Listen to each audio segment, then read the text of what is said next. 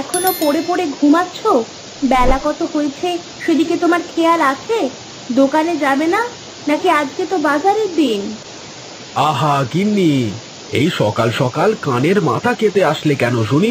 এই বৃষ্টির মধ্যে কে যাবে বাজারে? কেন, বৃষ্টি হলে মানুষ কি না খেয়ে থাকে নাকি? কেন মানুষ আবার বৃষ্টির দিনে না খেয়ে থাকতে যাবে কেন? বৃষ্টির দিনে তো মানুষ বাড়িতে বসে ভালো মন্দ খায়, তাই না? বৃষ্টির দিনে মানুষ যখন ভালো মন্দ খায় তখন বেশি করে কাজ করতে হয় নিশ্চয়ই। কাজ না করলে খাবারটা আসবে কোথা থেকে শুনি? না না, দিলে তো দিলে, একদম মুডটা নষ্ট করে দিলে। কি সুন্দর শুয়ে শুয়ে জানালা দিয়ে বৃষ্টির ফোঁটা গুনছিলাম, তুমি তো সবটা নষ্ট করে দিলে। হুর! তাড়াতাড়ি উঠে চারটে গিলে নিয়ে বাজারে যাও। বললাম তো বাজারে যাব না। হ্যাঁ, তুমি যাও তো এখান থেকে, আমাকে জ্বালিও না। আমার কথা তোমার মাথায় ঢুকলো না না? দাঁড়াও, দেখাচ্ছি মজা।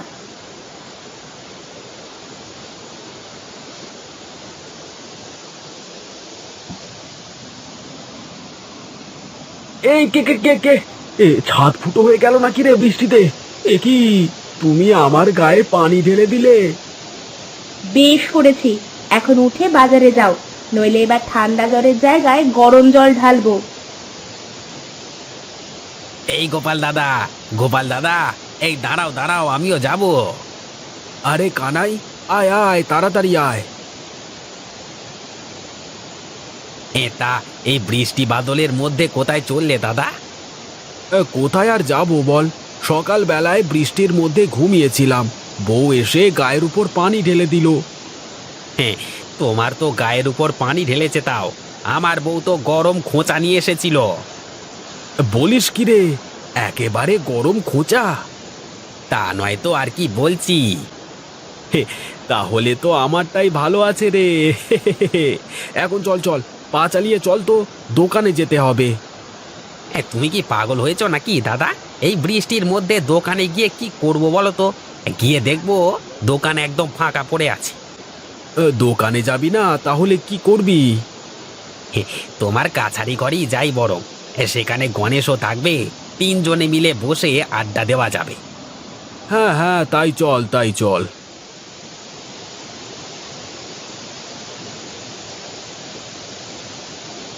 আরে গোপাল কানাই, আয় আয়, আমি তোদের জন্যই অপেক্ষা করছিলাম। জানতাম বৃষ্টি হচ্ছে তো তুই ঠিক আসবি। হ্যাঁ হ্যাঁ, বৃষ্টির দিনে বাজারে গিয়ে তো আর কোনো কাজ নেই, তাই ভাবলাম কাছারি ঘরে বসে তোমার সাথে গল্প করি। তবে তুই ভালোই করেছিস, আমি একা একা বৃষ্টির ফোঁটা গুনছিলাম, এখন বসে বসে গপ্প করা যাবে একসাথে, কি বলিস? হে হে, বৃষ্টির মধ্যে বসে আড্ডা দেওয়ার মজাই অন্যরকম গো। হ্যাঁ রে হ্যাঁ, ঠিকই বলেছিস। এই রে, ঘরে তো নুন শেষ, এখন কি করি? মানুষটাও তো বাজারে চলে গেছে। যাই দেখি, মিনতি দিদির কাছে একটু নুন পাওয়া যায় কিনা দেখে আসি।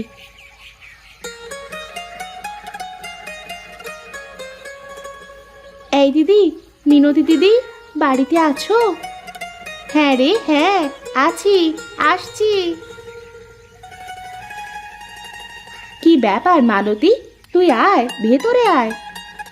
না গো, আমি আর ভেতরে যাব না। তোমার কাছে একটু নুন হবে গো দিদি? বাড়িতে নুন শেষ হয়ে গেছে, আমার মানুষটাও বাজারে চলে গেছে, এখন তো রান্না করতে হবে। হ্যাঁ, তুই আয়, ভেতরে আয়, আমি তোকে নুন দিয়ে দিচ্ছি। কি করি বলো তো দিদি, মানুষটা একদম কাজবাজ কিছুই করতে চায় না, প্রতিদিন বকে বকে তারপরে কাজে পাঠাতে হয়। তুই কার কাছে কি বলছিস? আমি তো আজ সকালে গায়ের ওপর জল ঢেলে দিয়ে ঘুম ভাঙিয়ে বাজারে পাঠিয়েছি। আমিও তো গরম খোঁচানি হাতে নিয়ে গিয়েছিলাম, তারপর ঘুম থেকে উঠলেন মহারাজ। এই গাঁয়ের বেটা মানুষেরা যে এত কুঁড়ে, সে কথা আর কি বলবো। হ্যাঁ রে হ্যাঁ, সে কথা আর বলিস না রে তুই। আমাদের মহিলা মানুষের গুণেই সংসারটা কোনো রকমে টিকে আছে। এখন মনে হচ্ছে আমাদেরই কিছু একটা করতে হবে, না হলে আর সংসারটা চলবে না। ঠিক আছে দিদি, আমি এখন চলি, পরে এক সময় এসে গল্প করব। আচ্ছা ঠিক আছে, আয়।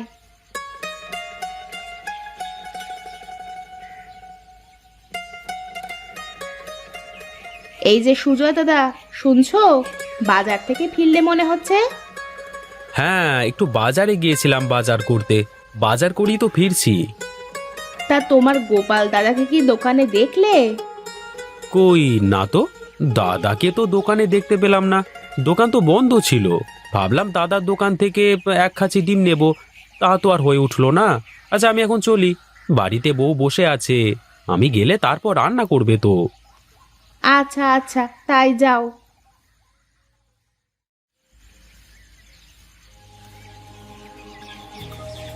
এই রে, এ গিন্নি কি বুঝে গেছে নাকি আমি দোকানে যাইনি?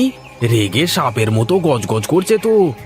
না, কোনো কিছু বুঝতে দেওয়া যাবে না। আগে গিয়ে দেখি পরিবেশটা কেমন। হে হে হে হে হে হে। কি গো গিন্নি, কি হয়েছে তোমার? হ্যাঁ, তুমি ঝাঁটা হাতে করে বাড়ির বারান্দায় কেন বসে আছো? হ্যাঁ, ঝাঁটা হাতে কেন সেটা বুঝতে পারছো না? তোমাকে আজ আমি ঝাঁটা পেটা করব। সে কেমন কথা? আমাকে আবার ঝাঁটা পেটা করবে কেন?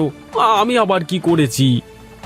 কি করেছো বুঝতে পারছো না? না, তা তুমি সারাদিন কোথায় ছিলে? এই রে, গিন্নি বোধহয় বুঝতে পেরে গেছে। এই না না, কিছু একটা বলে বাঁচতে হবে। ওরে বাবা! আরে শোনো শোনো গিন্নি, আমি সকালবেলায় বাজারে গিয়ে দোকান খুলে অনেকক্ষণ বসেছিলাম। পরে বাজারে কোনো লোকজন না দেখে দোকানটা বন্ধ করে বাড়িতে ফিরতেই যাচ্ছিলাম, এমন সময় এই কানাই আর গণেশের সাথে দেখা হয়ে গেল। তাই ওদের সাথে গল্প করছিলাম আর কি। কিন্তু সুজয়তা বলল তুমি নাকি বাজারেই যাওনি, দোকানই খোলনি। অনেক হয়েছে, আর নয়। এবার থেকে আমি দোকানদারি করব, আর তুমি বাড়ি বসে রান্না বাড়া করবে।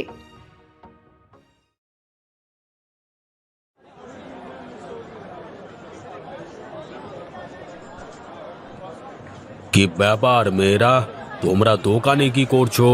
তোমার স্বামীরা কোথায়? আগে আজ থেকে আমরা দোকানদারি করব জমিদার মশাই, আর আমাদের স্বামীরা ঘর সামলাবে। না না না, এ হবে না। মেয়েদের কাজ ঘরে থাকা, বাজারে দোকানদারি করা নয়। আমি থাকতে আমার এই বাজারের মাটিতে কোনো মেয়েরা দোকানদারি করতে পারবে না। এখন বাড়িতে গিয়ে তোমাদের স্বামীকে দোকানে পাঠিয়ে দাও, যাও। কিন্তু জমিদার মশাই, স্বামীরা ঠিকঠাক কাজ করে না, ওরা যে খুবই অলস। সে যাই হোক না কেন, তোমরা এক্ষুনি বাড়ি যাও, আর কখনো বাজারে পা রাখবে না, ঠিক আছে? এখন কি করবি রে দিদি? জমিদারের কথা অমান্য করে বাজারে তো আর দোকানদারি করা যাবে না। হ্যাঁ, তাই তো। কিন্তু কিছু একটা তো করতেই হবে আমাদের। কিন্তু কি করবি? বুদ্ধি পেয়েছি। জমিদার বাবু আমাদের বাজারের মাটিতে পা দিতে নিষেধ করেছেন। আমরা এক কাজ করি, পানিতে দোকান বানাই। পানিতে? মানে পানিতে আবার কেমন করে দোকান বানাবি? আরে, এ আবার এমন কি কঠিন ব্যাপার? কলার ভেলার ওপর দোকান বানিয়ে সেটা পানির মধ্যে দিয়ে দিলেই তো হয়ে গেল। এটা কিন্তু মন্দ বলিসনি। এখানে তো প্রচুর মানুষের আসা যাওয়া, খুব ভালো ব্যবসাও করা যাবে। হ্যাঁ রে, ভাসমান দোকানের জন্য অনেকেই আসবে আমাদের দোকানে। তাহলে আর দেরি কেন? চল চল, কাজে লেগে পড়ি। চল, এখন বাড়িতে চল, কাল সকাল থেকে কাজ শুরু করা যাবে। আচ্ছা ঠিক আছে, চল।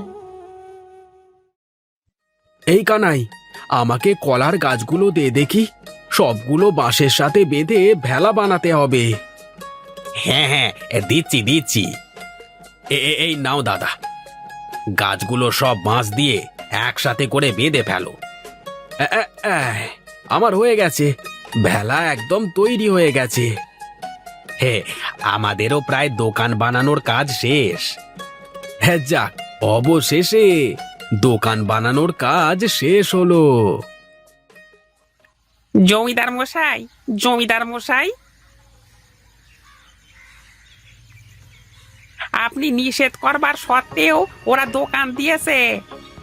কার এত বড় সাহস যে আমার নিষেধ করবার পরেও দোকান দিয়েছে? কোথায় দোকান দিয়েছে? চল, আজ আমি ওদের উচিত শিক্ষা দেব। জি বাবু, চলেন।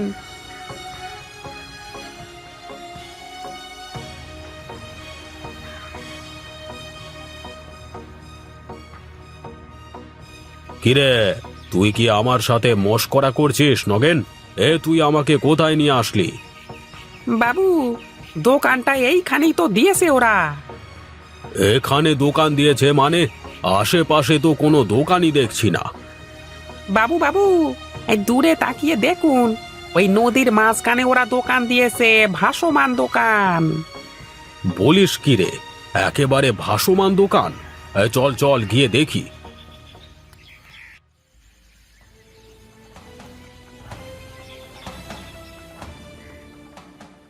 বাহ, কি সুন্দর বুদ্ধি তোদের! পানির উপর যে দোকান বানানো যায় এটা তো জানা ছিল না। খুব ভালো করেছিস, ব্যবসাটা চালিয়ে যা এভাবে। আর যদি কোনো কিছুর দরকার হয় বা কোনো সমস্যা হয় আমাকে বলবি, তাহলে আমি আছি তোদের পাশে, বুঝলি? আপনাকে অনেক অনেক ধন্যবাদ জমিদার বাবু। আসুন, এক কাপ চা খান। আপনি আমাদের দোকানের প্রথম খরিদ্দার। আপনি এটা কি করলেন বাবু? আপনি তো গিয়েছিলেন ওদের শাস্তি দিতে, কিন্তু আপনি এমন কেন করলেন? তোর কথা শুনে জীবনে অনেক ভুল কাজ করেছি, আর ভুল কাজ করব না। এক্ষুনি আমার চোখের সামনে থেকে দূর হয়ে যা, দূর হ। এইসব আপনি কি বলছেন বাবু? আমি কোথায় যাব? এটা তো মাঝ নদী। কোথায় যাবি? দাঁড়া, দেখাচ্ছি। হট! এখন যা, গোপালের ভাসমান দোকানে গিয়ে চা বিক্রি কর।